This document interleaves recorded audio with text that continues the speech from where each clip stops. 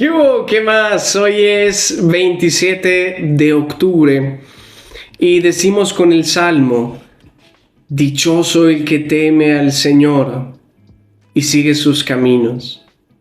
Dichoso el que teme al Señor y sigue sus caminos. Nos aparecen dos palabras que parecen un poco contradictorias.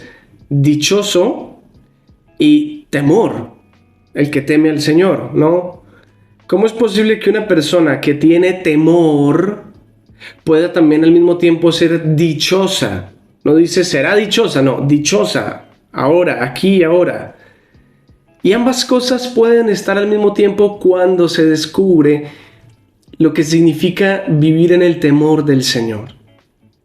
Algunos simplemente interpretan el temor de Dios como amarlo, pero es algo diferente, ¿sabes?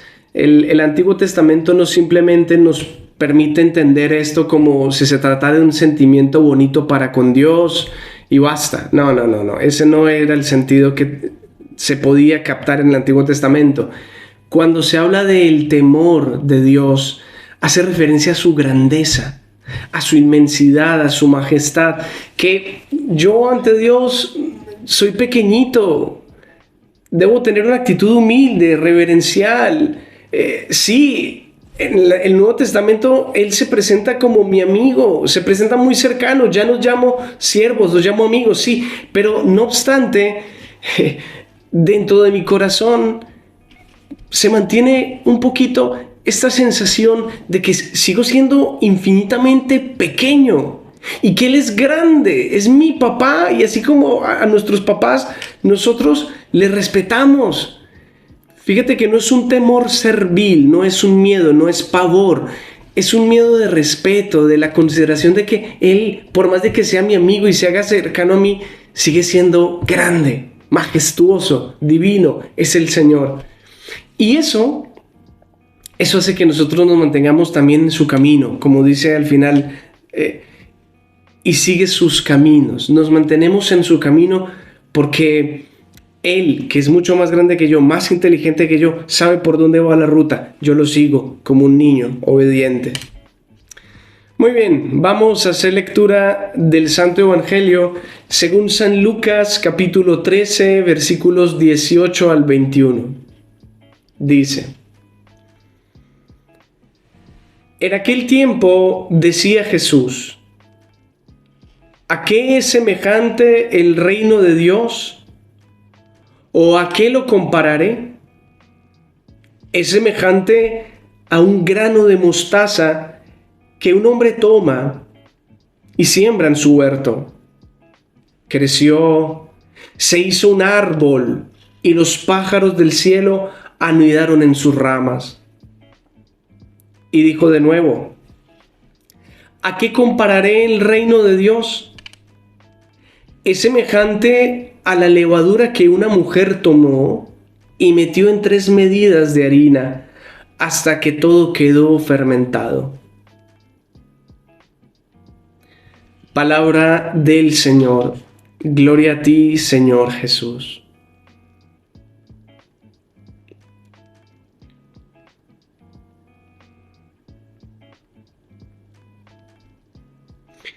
Pongámonos un poquito en contexto allí con Jesús. Imaginémonos que vamos de camino y estamos con aquel que es increíble, el profeta, el que hace milagros, que tiene poder, que tiene autoridad para hablar. Y nos ha estado hablando del reino, el reino. Pues ¿qué podemos llegar a pensar? Que Él es el que va a gobernar Israel. Los discípulos estaban imaginándose cómo sería aquel reino, incluso ya se proyectaban quién va a quedar a su derecha, quién a su izquierda, quién va a ser el primero, quién va a suceder a Jesús. Ya se estaban imaginando toda la cosa. Y precisamente Jesús nos habla de comparaciones. No nos dice cómo será, sino cómo vendría a ser el reino de Dios. Jesús no es, digámoslo así, como absolutamente claro y contundente diciendo El reino de Dios, ¿cómo va a ser? Pues les cuento, yo voy a agarrar todas las armas, vamos a sacar de aquí el imperio romano, Israel se va a convertir en la potencia más fuerte de todas, en el más grande de todos los pueblos, ninguno le va a hacer de frente y vamos a acabar con Raimundo y todo el mundo. Nah. Por el contrario, sus comparaciones son bastante extrañas. En vez de utilizar ejemplos de grandeza, de monumentalidad, utiliza cosas tan simples, tan sencillas. ¿Qué es el reino de Dios? Es como un granito de mostaza, chiquitico, que cuando tú lo metes, sí, ciertamente se va a hacer grande y en él van a anidar los pájaros del cielo. Pero si te das cuenta, aquí no nos mete ni armas, ni fuerza, ni... No, sí, va a ser grande, pero en un proceso silencioso, tranquilo, donde todos van a poder venir a habitar en ese reino.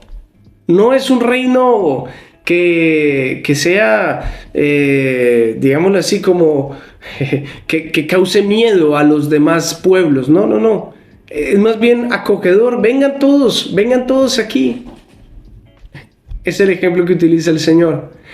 Y por otro lado, la mujer que mete este fermento y hace que la harina crezca.